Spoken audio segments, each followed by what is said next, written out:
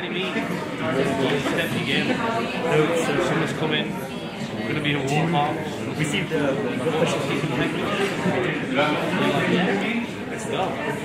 Okay, thank you.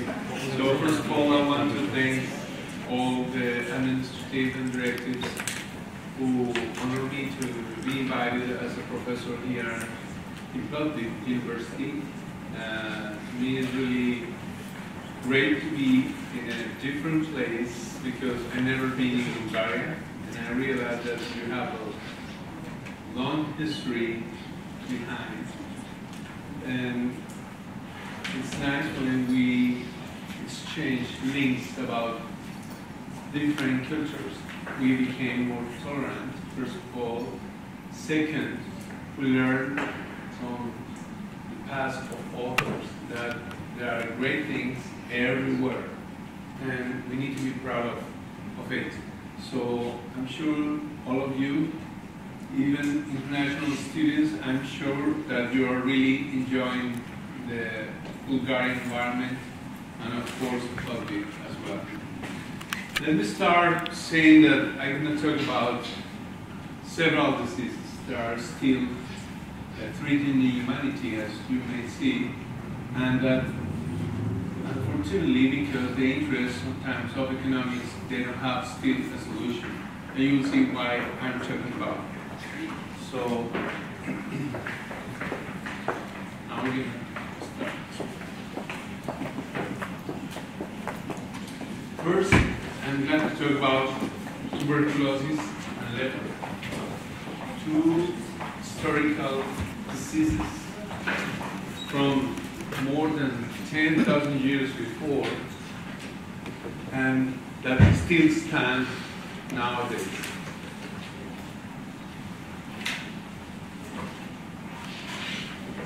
So, according to the WHO, for the year 2016, this is data, the most recent data, we have like 10 million individuals that became with TB, and 1.7 million died.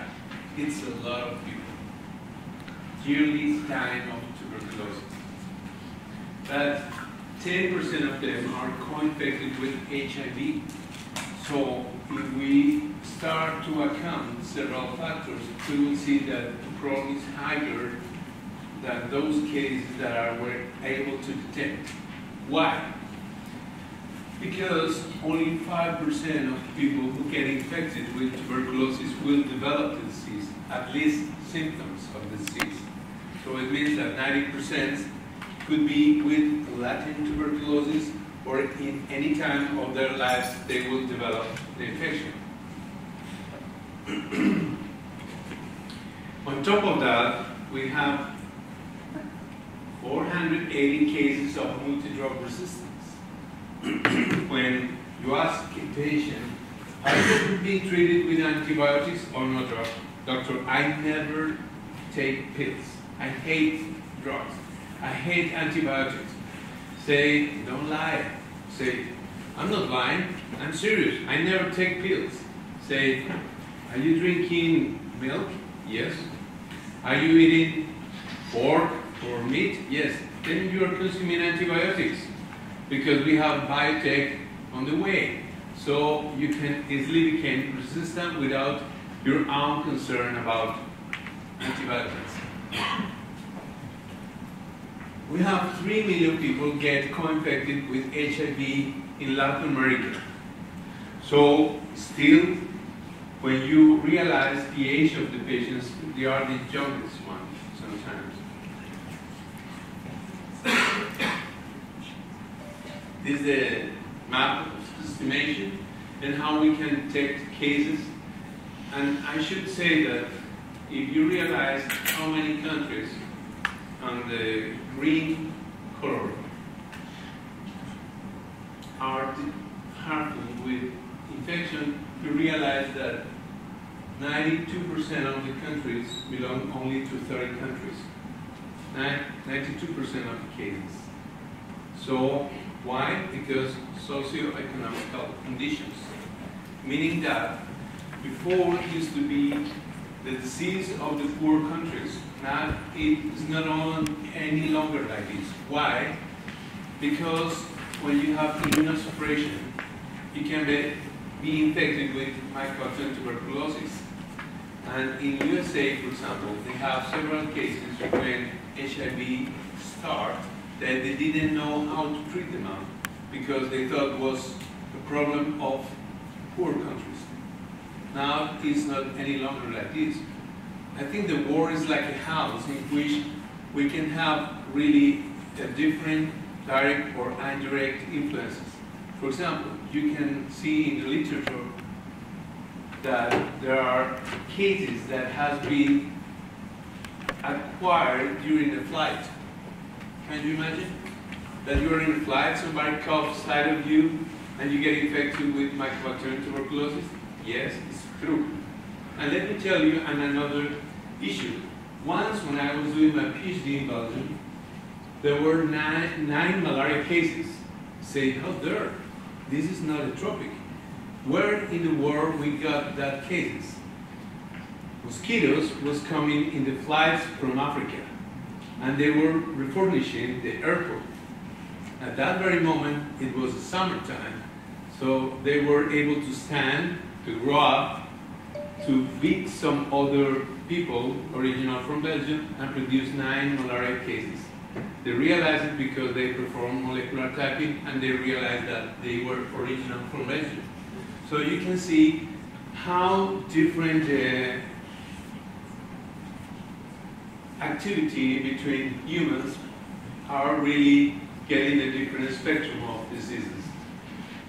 This is the data from Colombia that I want to share with you, is that more and more we're trying to lower the index of tuberculosis. This is the last data from 2014, epidemiological year, and that excludes, of course, patients with HIV, TB. As we have the incidence has been like stable during the last 14 years, but now we have more and more notified cases, and the incidence still stands. So why? Because sometimes they neglect. I will give you an example of it. I was working in a coffee land region that is highly touristic place, and we realized that there were 15 cases in a closed region and 50 cases per 100,000 inhabitants. That is a really high rate.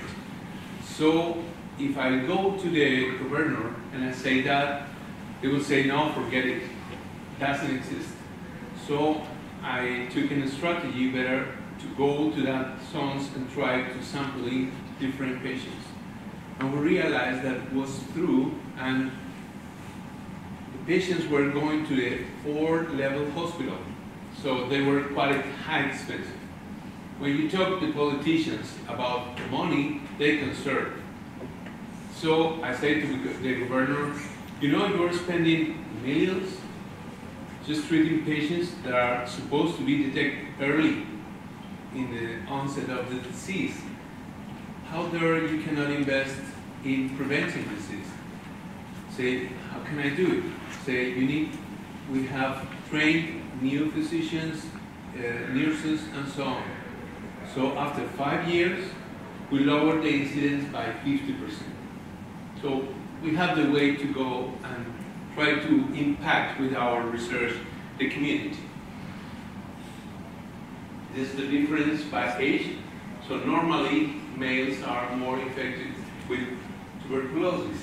Why? Because there are more factors in men, not by genetic factors, but social factors. For example, men drink much more alcohol than women. The drug abusers are much more men. Well, in general, women are quite more disciplined and ordered than us. So that's the reason why. Here we have the new relapse case registered for 2015. So they succeed with 75% of the cases treatment. Previously treated cases during relapse were 44, and HIV positive TB cases were 51. Wherever we have also multi-drug resistance and rifampicin-resistance tuberculosis, so they should start second-line treatment, 50 patients. And now, last but really not least, is that we have extreme drug resistance also cases, 40 cases. It's a lot. Bearing in mind that we were lacking at that very moment of antibiotics that are really very expensive to treat extreme resistant tuberculosis. This is the rates per 100,000 in the world, but it goes faster because we have a lot of things to talk instead of only epidemiology. So you know that mycobacterial tuberculosis is the acid-fast bacteria, aerobic bacteria growing in the tissues within the oxygen content. But sometimes we're tempted to think that bacteria is like a static process. Why? Because we wash them up in a microscope. When they are dead, wrong assumption. They are changing daily. They are adapting to the new environments. So normally, we used to have that they need high oxygen concentration. That's the reason why they are in the upper part of the lung. But now we have mycobacteria that are able to have in microaerophilic condition, really low oxygen concentration, and they can also be located in the lower part of the lung, for example. So they adapt really pretty good. It's a facultative intracellular pathogen, usually infecting monocytes or macrophages. And they belong to the order of Actinomycetales, and we have a family of Mycobacterium and genus Mycobacterium. This is one of the main differences between all those gram-positive and gram-negative bacteria.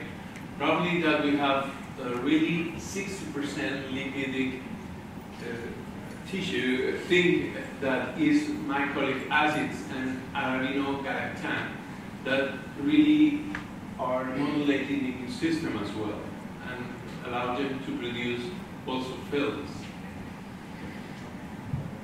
This person, Koch, he gave postulations that still stand because he was the one who proved that mycobacterium tuberculosis was the responsible of the infection.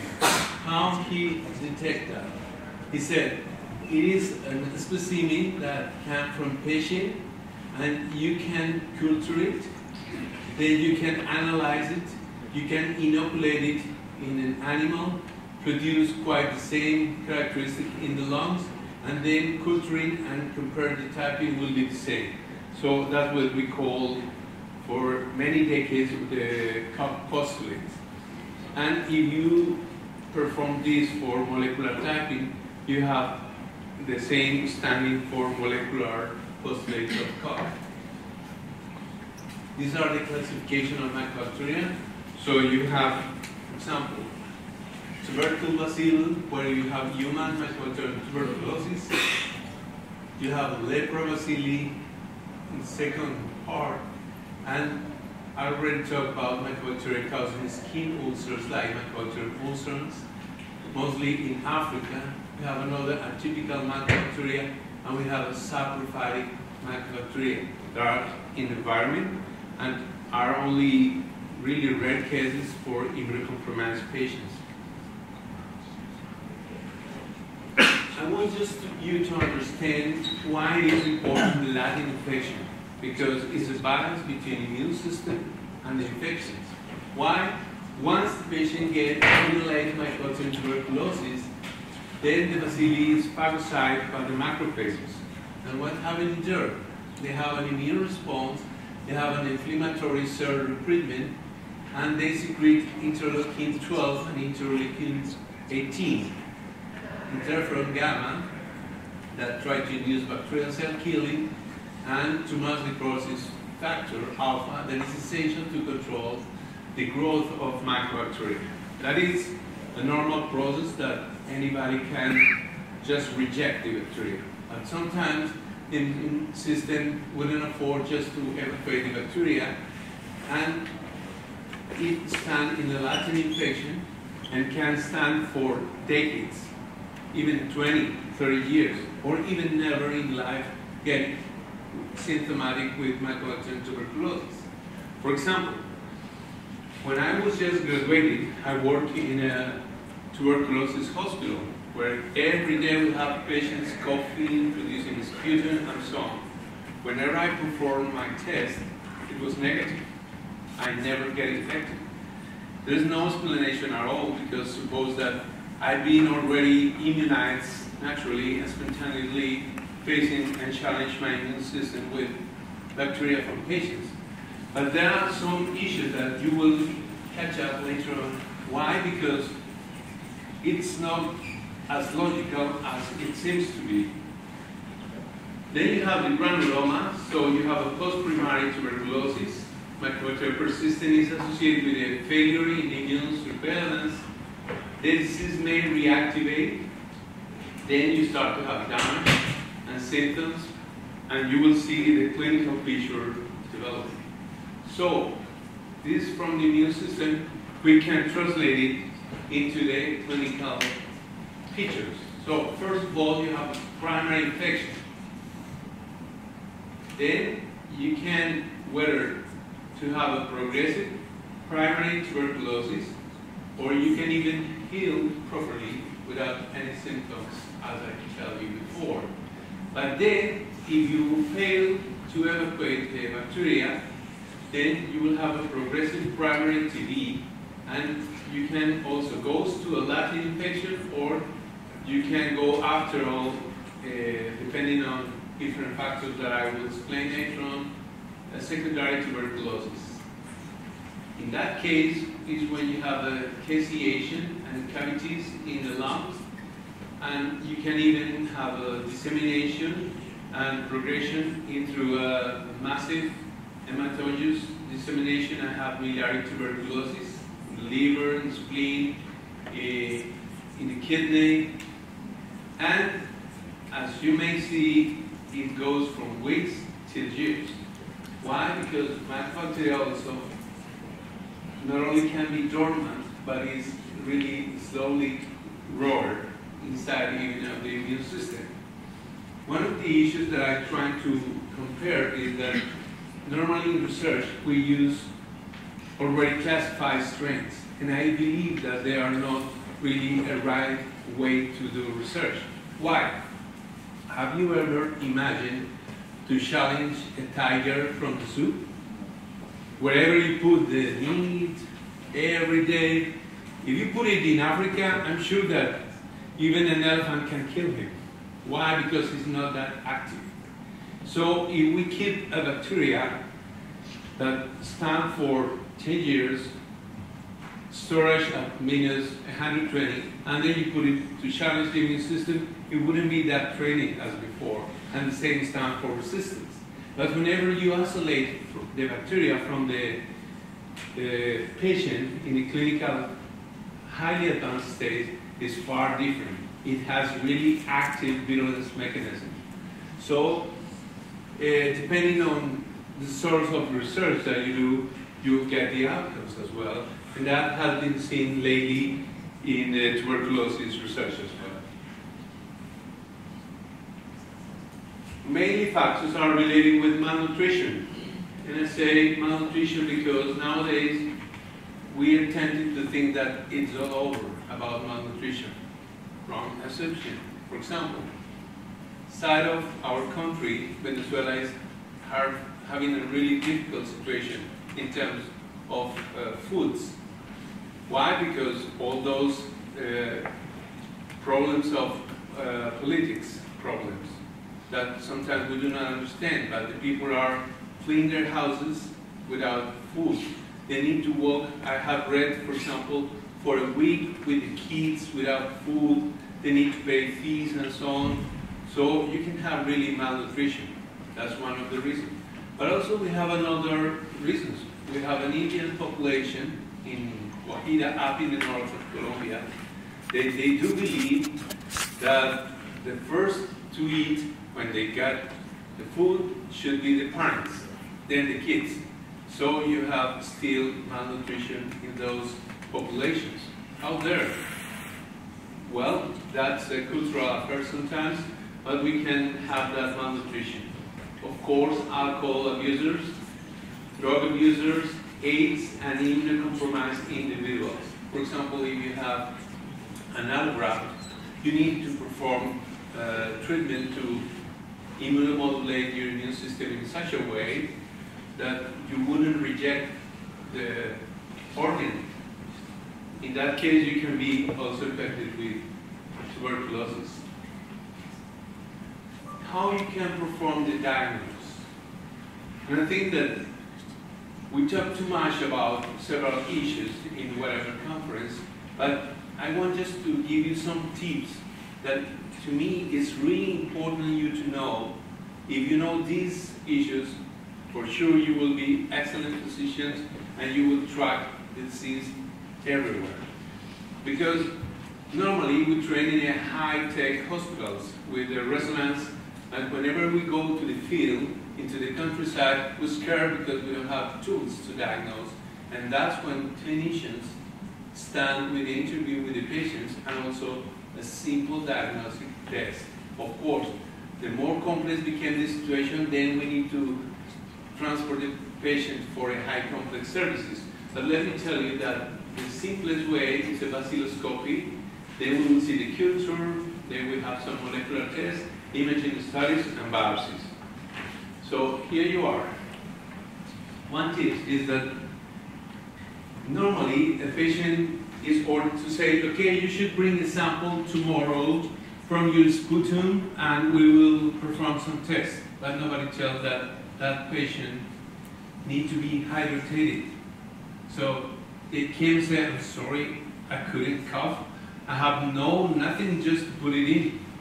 Because you didn't say in advance, like a day or a couple of days before, you need to drink a lot of water and just cough. And the more you put it this, the better you do for our diagnosis.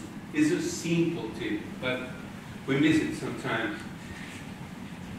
Then we have the isolation of the sputum. We put it in a slide, and we perform staining with the still staining that got 40 to 60% sensitivity.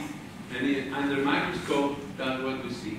It's the cheapest, fastest, and simplest way to diagnose tuberculosis still, even though we have excellent molecular tests.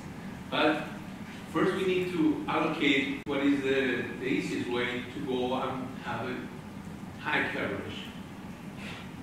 Then we have a solid media culture in which lowest ingestion could be the election, or you can have automatized system. Then you can also have, for example, that middle group in which you have a very elegant test in which you can test the resistance of the bacteria with immunofluorescence. So it's a biochemical process in which the more they consume oxygen, the more they get fluorescence. So you can read out and have it result really in less than 90 minutes. And still, if you have resistance, you have gene expert. That's one of the last equipments in which you can test rifampicin resistant strains.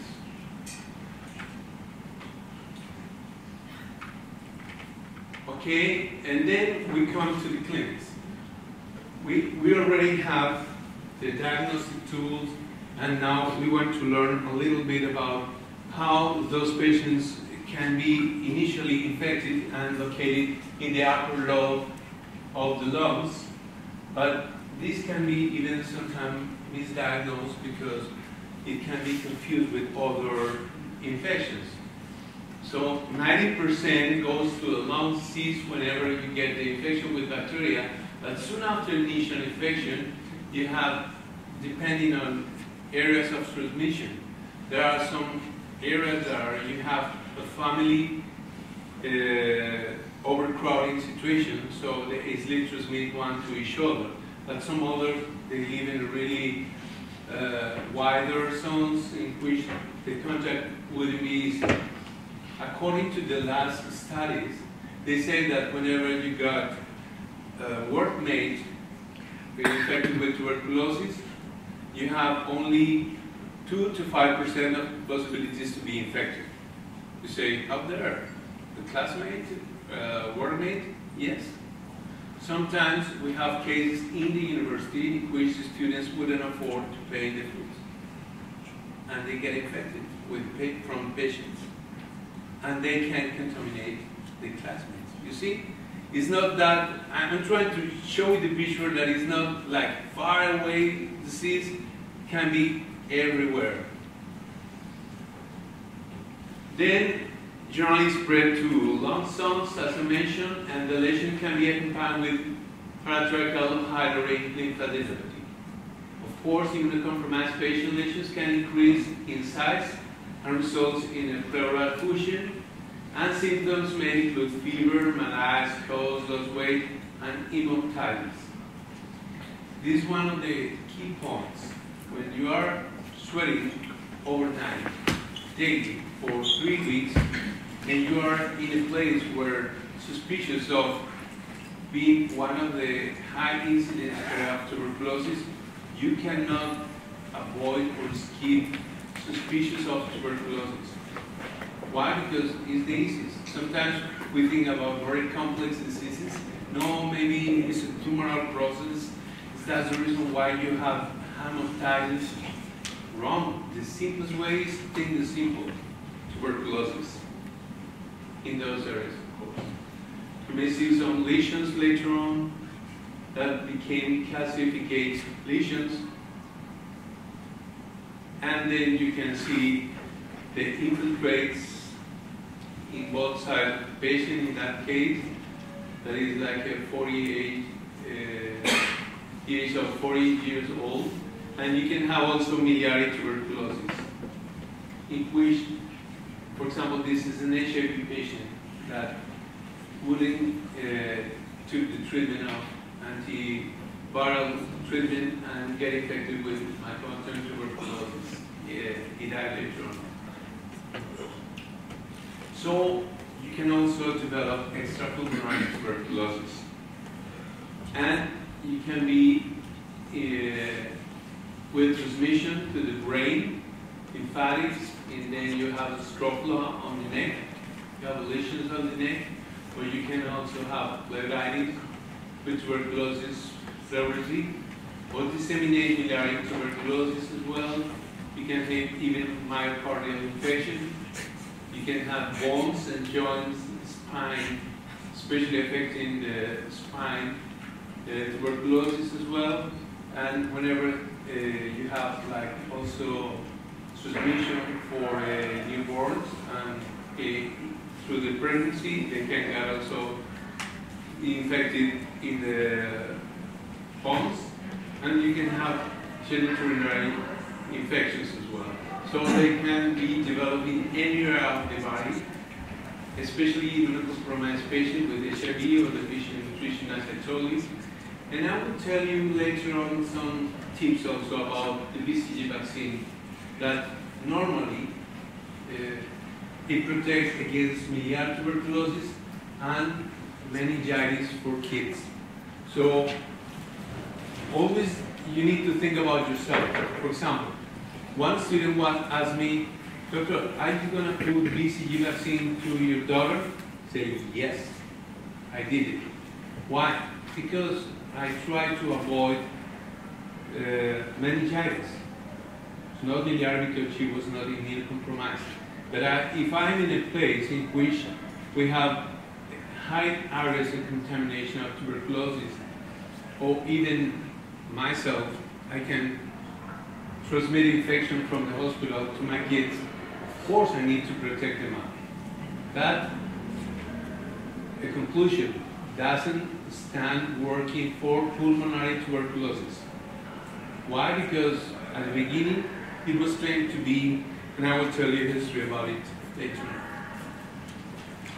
So we have this extrapulmonary disease in which we have miliary dissemination tuberculosis, due to hematogenous spread. Then we have meningitis, tuberculosis, mostly children with or immunocompromised adults, results from hematogenous spread, of course, of pulmonary diseases.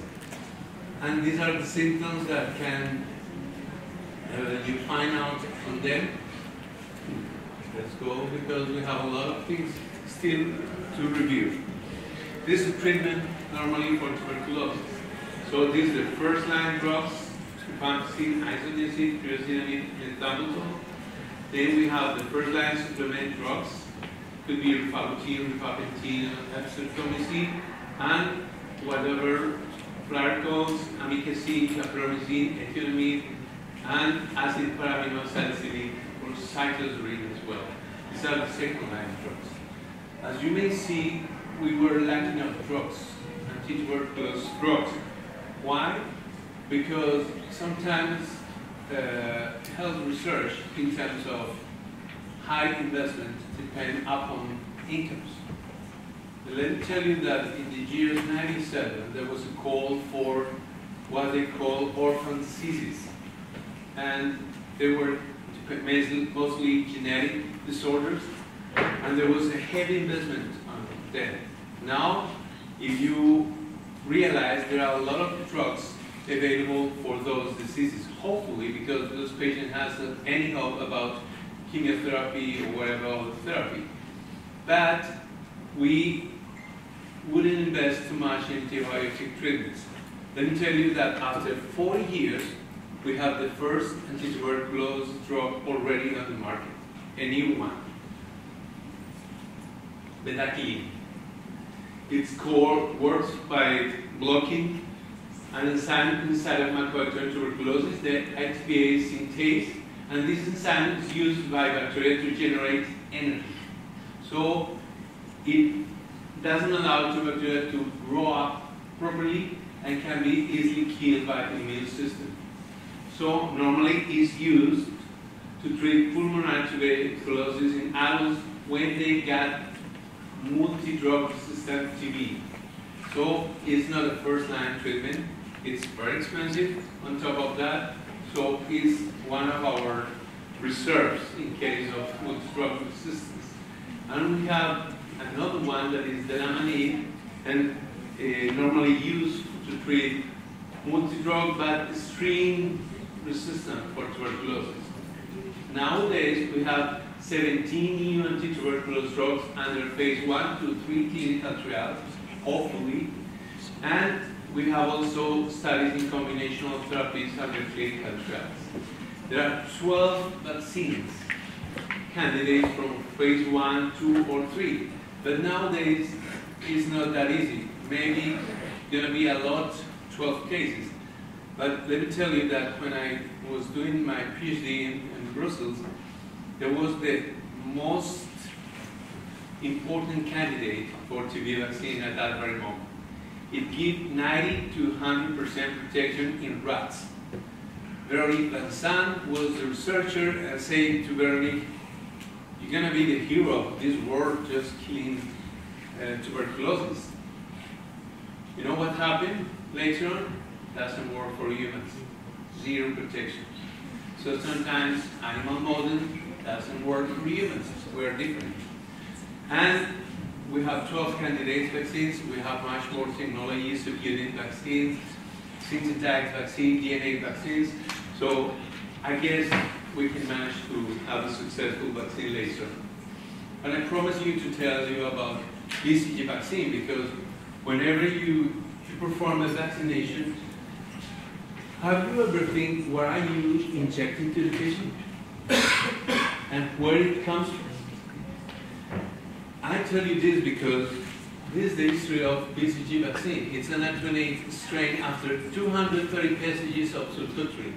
Albert and Camille, two French researchers, they were doing continuous subculturing 230 times, and they realized, coming from his professor, Monsieur Pasteur, that they were weakened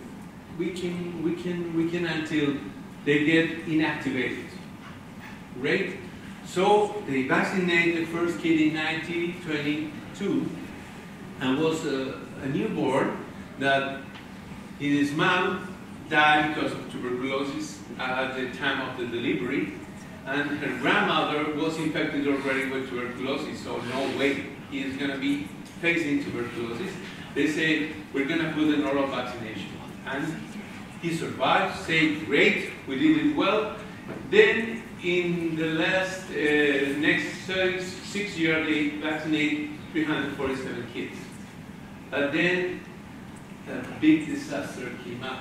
Science is not as simple as it seems to be sometimes, because when we took some outcomes and we tell the tale, everybody says, great, wonderful, smart people. You know what happened in Lübeck is in Germany, they start to culture by themselves the BCG Amanococcal bovis, and apparently everything was going well. So they put it into the kids, and they killed at least 27 kids, producing a tuberculosis infection.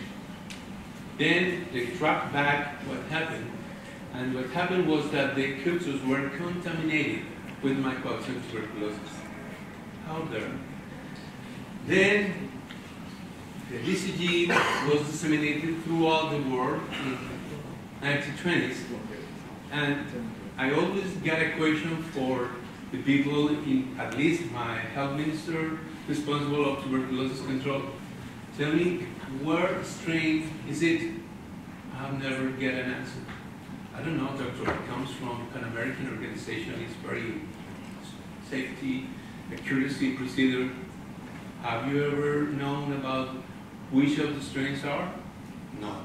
So we have production in Russia, we have it in Canada, now like in every country they want to culture it and so on. So which are the strains that you are putting into your kids? It's important to know that question. Why? Because there's also a situation in which sometimes the strain could be perfect as well, but the way they vaccinate, they can produce what they call BCG-itis. It means that it's a cellular immune response and they have a cicatricial lesion. But if they put it in the wrong way, they can produce also an infection, a local infection, doesn't matter. But even though from the point of view of the skin, it's not such a good issue.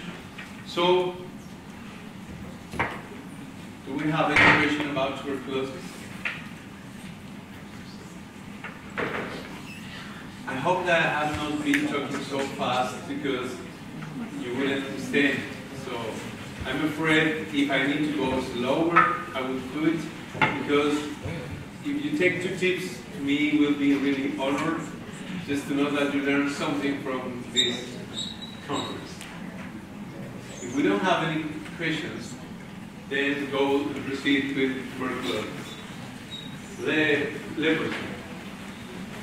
Epidemiology from leprosy says that there's a global registered prevalence of leprosy at the end of 2015 was 176 cases, once again, 0.2 cases per 1,000 people. Now we have new cases reported globally, and we have 29 new cases per 100,000 people. Before we have 213 and 215. So apparently it's not growing so much. But out there we still have mycobacterium lepra infection worldwide.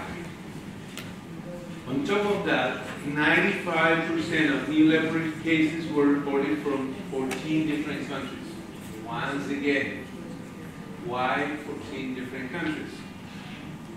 And which countries, maybe, is the question. So, in 2016, this is the last data from WHO, we got 214 or almost 15,000 cases of new cases of leprosy, 1.9 compared with the previous year, and 22 concentrate 95% of them, 82 in India, 11.7 in Brazil, and 7.8 in Indonesia. So if you bear in mind with 3 countries, you have plenty enough of the lepra worldwide. I wouldn't talk about countries to give a stigma of it, of course not.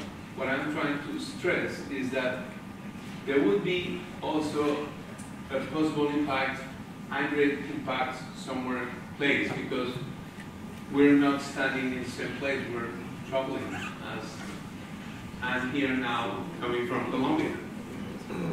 Children cases represent 8.5% within 18 to 130 cases, and 1.7 million people get with disabilities about the disease.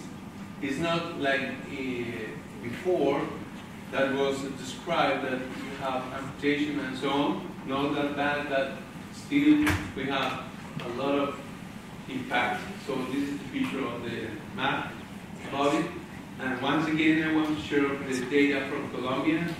So we have, this is our cases and the prevalence in which we are trying to lower it. But it's not an easy way, because whenever the money comes up, then it's difficult to decide. This is this year the announcement of the minister trying to say this is the day of tuberculosis that was in January 28, and in which they announced that they have 300 new cases per year, and the government has invested $15 million to treat and track lepra patients. So we have 0.72 new cases per 100 inhabitants from 2015, and 473 cases under polychemotherapy. So it's not easy to control every case, because you may think that it's just a matter of prescription, diagnose, very simple. No. Why? Because, for example, in Colombia, there are people that work collecting coffee in one place. 3 months later, they go to another region to collect cotton or to perform another culture and so on. So they are moving a lot. How you can imagine that you have this hospital detention of this patient? Of course, they would not get on the staff here saying, okay, I moved here, I'm sorry, I have lepra, would you like to give me the work? They wouldn't say that. So what happened? They stopped treatment. And that is when resistance comes up. You see, it's much more complex than simple diagnosis and treatment. We have a lot of social and economical issues in between. Now, this is the characteristic of Mycobacterium leprae. It's also an acid-bacillus. This is the size of the bacteria. It's not motile, it's aerobic, and cannot form spores. Of course, it's an obligate intracellular.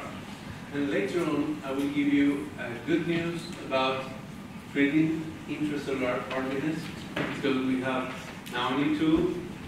It replicates 10 to 14 days intervals, optimal growth conditions of 27 degrees to 30 degrees, meaning that it's not the average normal temperature, it's colder.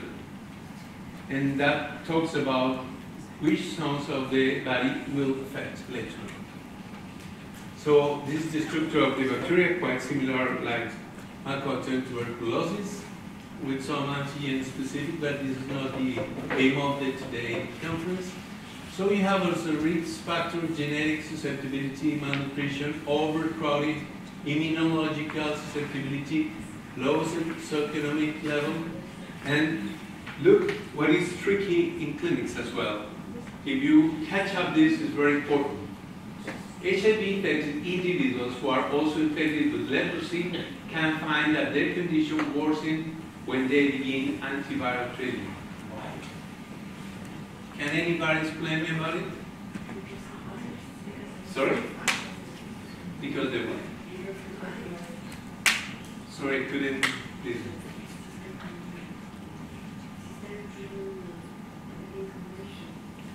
Yes, exactly. Thank you, Professor. It's because if you are immunocompromised, how are your immune system? Not efficient at all. So you have no symptoms. You see? But whenever I give you antiretroviral treatment, what happens with your immune system? Improve. they start to react and then identify multiple lepra and start to react. And the patient became more symptomatic. You see? Great.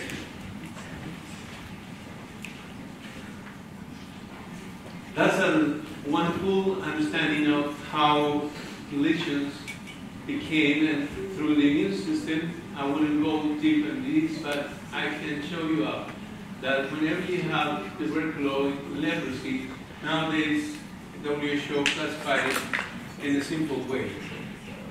Less than 5 lesions and more than 5 lesions, meaning like paucibacillary, meaning small bacilli detection, and multibacillary, high concentration of the bacilli. So when you have a tuberculosis leprosy, meaning that you have a paucibacillary activity, it means that the macrophages are able to apparently stop the bacteria, and you have few of them released, but you have a granuloma formation, you have a higher CD4 T cells counting, and you activate the macrophage, and there are little or few humoral activity. But whenever you get the lepromatous leprosy, what happens? You have a foamy macrophage, multiple bacilli. Here you are, you have lower CD4 cells and higher cytotoxic CD8 lymphocytes, plus T cells, and high levels of antibody. So it means that human immunity is not the best and most efficient to control the bacteria, but the cell immunity. Then it turns that you can track that in time as well, and you realize that the symptomatic lepra in the different classifications, you have tuberculosis, in which you have a borderline tuberculosis, borderline, or lepromatous borderline, or lepromatous. You see that you have some from cell-mediated immune response, and whenever you have higher symptomatic infection, then humoral response is not that efficient, as I mentioned before. So you will have inflammatory mediators. So in this case, you will have much more damage of nerves and neural visualities. It's possible that then the tissue damage will give you the symptomatology in that way. Clinical findings, according to diagnosis of criteria diagnosis, we have silent symptoms, we have a positive smear, of course, biopsies from infected lesions, and we have the lepromine test that can use it with the lepramine, human lepramine, or the animal lepramine. Positive tuberculosis leprosy test is a good prognosis, for example, and negative, of course, lepromatous leprosy is a bad prognosis. You can also perform PCR tests to characterize the bacteria. Why? Because still there's no way to filter it and isolate it as mycobacterium tuberculosis. There's another lymphocyte migration inhibition test that can be used as a molecular and immunological pattern of following up, and of course the family screen. Whenever you have tuberculosis, then you have a high resistance, then you have a positive lepramine test. Organisms are hard to find, so maybe the smear could see that with a high amount of bacteria, non-infection, and you can have very localized lesions. When you have the borderline, you have intermediate resistance. You can find out some organisms, slightly infectious, and scapular lesions. But whenever you get lepromatous, you have low resistance from the immune system. It's negative lepramine test because it wouldn't give a good reaction. Many organisms can get infected, and general lesions. Which are the clinical features? Then we have a patient here with the paucibacillary tuberculosis lesions that occur in various such as macules, skin blemish, or plaques, scaly patches. And that will demonstrate anesthesia, and whenever you touch, sometimes you can even use or a needle or a brush, just trying to test sensitivity of that sponge in the patient. So they have functional disorders as well, and other symptoms can come with hypopigmentation, darker skin color, hairy loss in the area in which the lesion is present, and different skin textures that can be also even confusing to diagnose. If you see this lesion, of course, it's easy to say it's lepra because we are now in this conference, but if you have a patient in your consultation, it might be, why not leishmania? Why not an allergic reaction? So you can misdiagnose also with another infection like dermatitis or tinea corporis, fungal infections, or even syphilis or psoriasis, autoimmune diseases. What I mean is that only by looking is not enough. You need to suspect according to the background of the patient, the previous exposure, the family information and so on, nutritional conditions. There are different ways to do it. In fact, before it was easier because you know the lepra patient has been concentrated in some areas. In fact, in Colombia, like 30 years ago, there was a town only for patients with lepra, like in the ancient biblical times, let's say. But nowadays, they live in a normal situation, hopefully, so they have not that stigma as before. Look, this multivascular leprosy patient, more than 5 lesions, you wouldn't think that this is lepra, but it is. Then you have lesion that also, in that case, is an intermediate because you have more than 5 lesions, and you're tempted to think that it's a multivascular lesion because a case that is a calcivascular. So it's not easy sometimes to diagnose.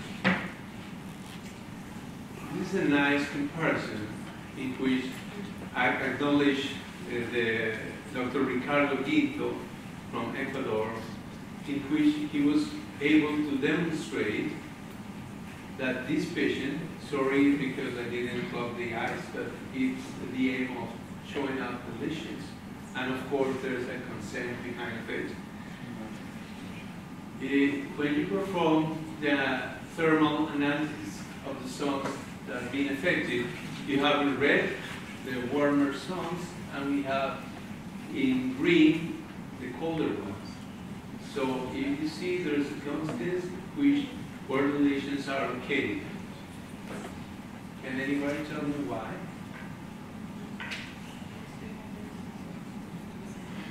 Because it grows in a colder environment than cotton, colder than cotton. So if the lower it is, the better for the bacteria as well. So you may see here that they lose the eyebrows, nose also in the eyebrow and the cheek and nose area. In fact, it's called in clinical terms what we call the leonine face. It resembles like a lion face, somebody described it like this, and we have a cooler location of the face. So that's a good comparison how it can be affected. But you can also have still some cases, advanced lepra cases, in which you have loss of sensation with paresthesias where affected peripheral nerves are distributed. You can have wasting and muscle weakness as well. Can be also in the food as well, and you need to aware the patients that since they don't feel too much, they can have ulcers disease as well and contaminated with all the bacteria and became even worsens. Still few, but there are some cases with multivascular leprosy where you have amputations here in the hand and really even with the ocular compromise. How you treat the patients? Then, when you have paucibacillary adult, you treat with rifampicin and dapsone, and you can mix for multibacillary with clofazimine and dapsone as well, and rifampicin. This is for 6 months period. This can last for more than 3 years, even the time that be necessary to improve the patient life quality and for symptoms.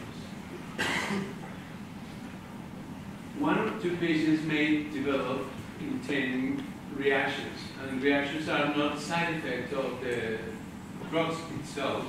They are due to bad response to leprosy as well, and more commonly seen in multivascular cases, more than published, as I mentioned before. So you can have skin patches, reddish or swollen, sometimes painful reddish nodes appear, and they affect much more the nerves and also the muscles. You can have general symptoms as well, fever, malaise, swelling of the hands and the feet as well. So, that's it.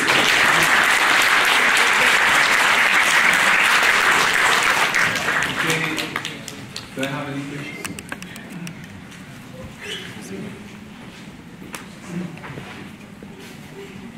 I would like to ask you something for the vaccine against tuberculosis. Is it included in the immunization program of Colombia? And if yes, how many times it is applied? Okay. Excellent question, thank you, because certainly yesterday we were talking about it. We as a Colombian, everybody has a compulsory treatment with the BCG vaccine, of course. We have 3 different shots of the vaccine, and the problem is whenever you go abroad, for example, if you go to the United States, whenever they do not vaccinate the kids and they perform tuberculosis tests, they may treat with anti-tuberculosis drugs. So it means that you're going to be poisoned without any need, because they assume that you are positive for long-term tuberculosis. And of course, in that case, it would be much better to perform the interferon gamma test, where you can track whether or not the tuberculosis is active. But we of course vaccinate the kids, and the lung protection is, you can put water on the vaccine, doesn't make any difference for lung infection. But for biliary and meningitis, of course, and it has lowered the case, in fact, of meningitis tuberculosis. Thank you. Dr. Gada, when do you apply for the first time the vaccine? Because here in Bulgaria we apply on the 3rd day after the birth. Yeah, exactly. Is the newborn basically receive the treatment? It's the same. Professor Lawrence, thank you very much for this academic lecture. Tuberculosis has been always a very important topic and actual topic in our country, because we still have this disease, although the rates of tuberculosis are not so high as it used to be decades ago. However, my question is focused on this incidence of HIV-infected patients with co-infections with tuberculosis in Colombia, because you gave a very good slide showing that during the last couple of years, you have an incidence, a high incidence of HIV-infected patients with TBC co-infection. But given the fact that the tuberculosis rates in your country are not higher, as far as I understood, how would you explain this high incidence of co-infection? Is it because you have more HIV patients, because the rates of TBC are the same, or you have another explanation? Well, it's much more complex than this. Of course, HIV treatment is free for the whole country. I mean, it's paid by the government, so we have a good coverage for HIV treatment as well.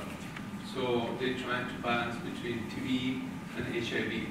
But we performed a study in which we performed the molecular typing, and we realized that we have different types in different regions. So some are more virulent than in other regions, even inside Colombia. So when we perform RFLP tests or Myro tests, we realized that, for example, up in the north, the strains are different than in the centrum and different in the south. And on top of that, we have also influence from the migration. So we have, for example, very close to the United States strain, maybe for normal reason because there's a lot of migration between USA and Colombia. So in some regions of Colombia, you have higher incidence of tuberculosis because of the bacteria is much more virulent and much more difficult to control. And some others, we have really a low incidence. If you bear in mind as well, is because the geographic difference as well. So, for example, out in the north, there are few tuberculosis cases, but in the central, for the mountains, the height of the mountains and so on, the strains became much more virulent. We don't have an explanation of how they adapt and so on. They are really easier to transmit them, maybe up in the north. So it's quite a complex, even inside of Colombia, to explain that situation.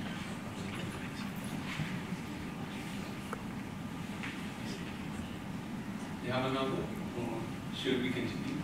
Yeah.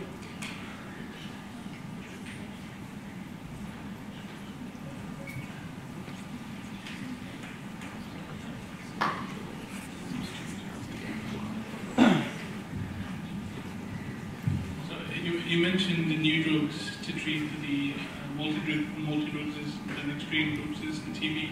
Is there anything in the way of new direction in immunotherapy to supplement the new drugs coming into line? Sorry, I didn't pick up your question. Is there any new direction in immunotherapy that's going to supplement using the new drugs that are going to be used to treat TB? Well, actually, the new antibiotic drugs are highly efficient in terms of they have not goes till 4-phase clinical trials, but the last 2 has been demonstrated that they are efficient against multi-drug resistant strains itself. So it's not still related with the immune system. And of course, the more you can advise the patient to have a good nutrition and improve the health condition of the patient, the better you do, of course. But itself, the antibiotic treatment is highly efficient for Pelakin and Delamine as well. I read that one of the therapies was utilizing T cells through the mechanism of memory to treat TB, but the clinical outcomes were very good. So one of the next logical steps is to use stem cells, to rework on the stem cells to treat TB as like a follow-up. Okay. You're taking the last conference that I will give today. Oh, it's about nanotechnology to improve intracellular treatment of the infected patients, of course. But it goes in the same direction. Actually, just to summarize, not to leave it like in question mark. Now we discovered that we are able to modulate the immune system in such a way that even though intracellular microorganisms can be killed, when I talk about intracellular microorganisms, we're talking about, for example, herpes virus, that we learn that never ever be killed. Nowadays, there are a way that are still under test in which we have intracellular antiretroviral. Now we'll show you how it works. Yes, thank you for the question. Okay. You can take a break for a while. What? What was the microphone? Tell something because